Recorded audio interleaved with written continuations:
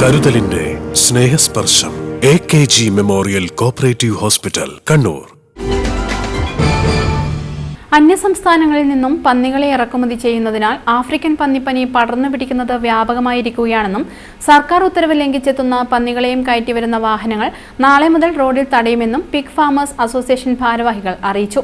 കണ്ണൂരിൽ നടത്തിയ വാർത്താ സമ്മേളനത്തിലാണ് ഇക്കാര്യം അറിയിച്ചത്. ആഫ്രിക്കൻ പന്നിപ്പനി പടർന്നു പിടിക്കുന്ന സാഹചര്യത്തിൽ സംസ്ഥാന സർക്കാർ ഒക്ടോബർ 3-ന് അന്യസംസ്ഥാനങ്ങളിൽ നിന്നും പന്നി ഇറക്കുമതി 6 മാസത്തേക്ക് നിരോധിച്ചിട്ടുണ്ടെങ്കിലും ഉത്തരവ് ലംഘിച്ചാണ് ഉദ്യോഗസ്ഥരുടെ ഒത്താശയോടെ പന്നികളെ ഇറക്കുമതി ചെയ്യുന്നതെന്നും ഇവർ ആരോപിച്ചു. ഈ സാഹചര്യത്തിൽ നാളെ മുതൽ അന്യസംസ്ഥാനങ്ങളിൽ നിന്നും പന്നികളുമായി എത്തുന്ന വാഹനങ്ങൾ റോഡിൽ തടഞ്ഞ് മൃഗസംരക്ഷണ വകുപ്പിന് കൈമാറുമെന്നും ഇവർ അറിയിച്ചു. സർക്കാർ പലതവണ 6 മാസത്തേക്ക് അന്യസംസ്ഥാനത്തു നിന്നുള്ള പന്നിവരവ് നിരോധിച്ചിരുന്നു. ആ നിരോധിച്ച സമയത്തെല്ലാം കൃത്യമായ നിരോധനം നടന്നിരുന്നു. എന്നാൽ ഇപ്പോൾ ഈ ഒക്ടോബർ മാസം നിരോധിച്ചതിന് ശേഷം അന്യസംസ്ഥാനത്ത് നിന്ന് വൻതോതിൽ പന്നി വന്നുകൊണ്ടിരിക്കുകയാണ്. അതിൻ്റെ ഭാഗമായി കേരളത്തിൽ ഈ രോഗം പിടിക്കുന്നുണ്ട്. അപ്പോൾ ഈ രോഗം പിടിച്ചു കഴിഞ്ഞാൽ കൊന്നുകളയല്ലാതെ വേറെ മാർഗമില്ല. സംസ്ഥാന സർക്കാർ കോടിക്കണക്കിന് രൂപ ഖജനാവിൽ നിന്ന് ഇതിന് നഷ്ടപരിഹാരം കൊടുത്തു കഴിഞ്ഞു.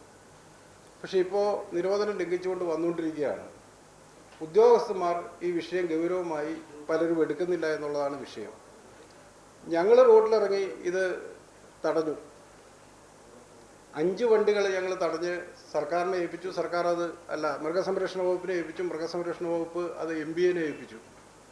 എന്നാൽ ഇപ്പോഴും ഇത് വന്നുകൊണ്ടിരിക്കുകയാണ്. അപ്പോൾ ഞങ്ങളുടെ പേരിൽ കള്ളക്കേസുകൾ വരാൻ തുടങ്ങി. അതോടുകൂടി ഞങ്ങൾ തടയൽ നിർത്തി. അതായത് ഈ കച്ചവടക്കാർ, ഇതിൻ്റെ പ്രധാന കച്ചവട മേഖല എന്ന് പറയുന്ന അങ്കമാലിയാണ്. അങ്കമാലി എറണാകുളം ഭാഗമാണ്. അപ്പോൾ വൻ തോതിലുള്ള പന്നി ഇറക്കുമതിയാണ് അവർ നടത്തിക്കൊണ്ടിരിക്കുന്നത്.